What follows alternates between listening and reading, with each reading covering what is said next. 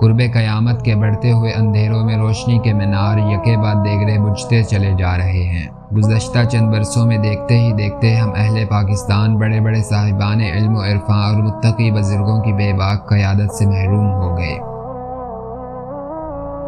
حقیقت یہ ہے کہ کسی عالم باعمل کی اس فانی دنیا سے رخصتی کے بعد ان کا کوئی متبادل نظر نہیں آتا۔ احادیث صحیحہ کے مطابق قحط الرجال کا یہ سلسلہ یوں ہی بڑھتا رہے گا اور بالآخر بدترین لوگ زمین پر باقی رہ جائیں گے، جن کی اللہ تعالیٰ کو کوئی پرواہ نہ ہوگی۔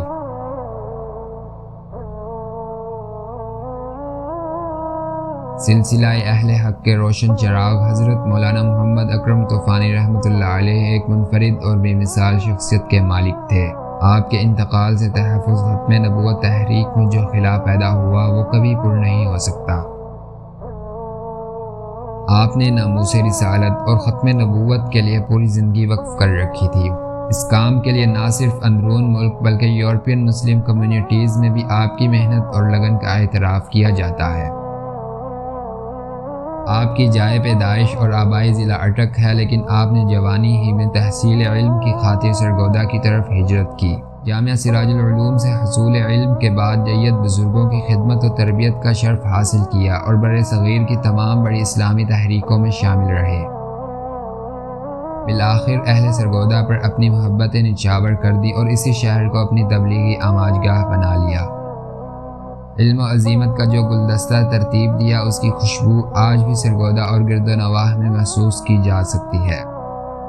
آج سے 50 برس قبل تحفظ ختم نبوت کی مہم سرگودا شہر میں شروع کرنا مولانا اکرم طوفانی کا مشکل اور جرأت مندانہ فیصلہ تھا۔ اس وقت تک آئین پاکستان میں قادیانیوں کو غیر مسلم قرار نہیں دیا گیا تھا، لہذا اسلامیان پاکستان کو مختلف شہروں میں ان کا جارحانہ رویہ درپیش تھا۔ عالمی سامراجی قوتیں ان کی پشت پناہی کر رہی تھیں اور انہیں بر صغیر پاک و ہند پر مسلط کرنے کے لیے یہود و نصارہ نے اپنے مال خانے کھول رکھے تھے۔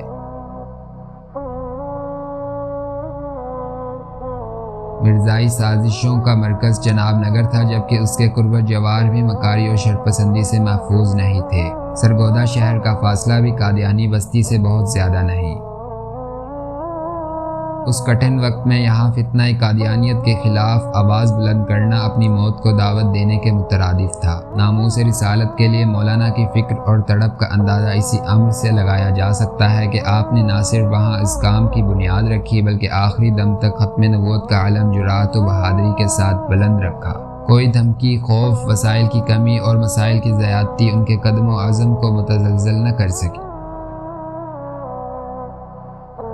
مولانا محمد اکرم طوفانی رحمۃ اللہ علیہ کا ایک بہت بڑا کارنامہ سرگودا میں جدید طبی سہولیات سے آراستہ ہسپتال کا قیام ہے، جس کی تعمیر پر کروڑوں روپے کی خطیر رقم خرچ ہوئی۔ اس سے پہلے سرگودا شہر میں اس سطح کا جدید ہسپتال موجود نہیں تھا اور مسلمان مریضوں کو نہ چاہتے ہوئے چناب نگر کے مرزائی مشنری ہسپتال میں علاج کروانا پڑتا تھا۔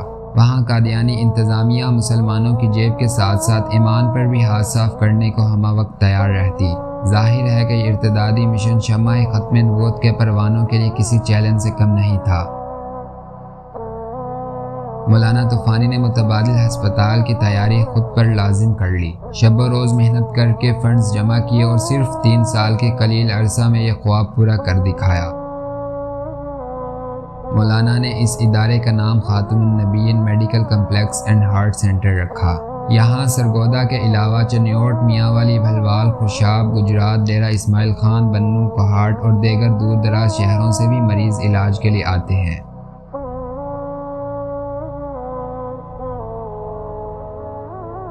اس ہسپتال کا انتظام و انصرام خاتم النبیین ٹرسٹ کے ہاتھ میں ہے۔ جدید ترین لیٹسٹ مشینری اور پرائیویٹ ادارہ ہونے کے باوجود اس ہسپتال کے اخراجات انتہائی کم ہیں، جبکہ غریب لاچار مریضوں کا علاج مفت کیا جاتا ہے۔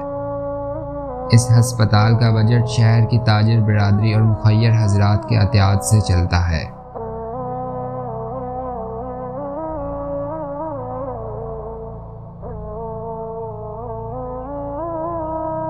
بے شک مولانا محمد اکرم طوفانی کی گراں قدر خدمات کا صلہ دینا کسی انسان کے بس میں نہیں۔ دعا ہے اللہ تعالی حضرت کی مغفرت فرما کر جنت الفردوس میں اعلیٰ مقام عطا فرمائے۔ اگر آپ کو حضرت مولانا محمد اکرم طوفانی کا یہ مختصر تعارف پسند آیا تو نیچے کمنٹ سیکشن میں اپنی رائے کا اظہار ضرور کیجیے گا۔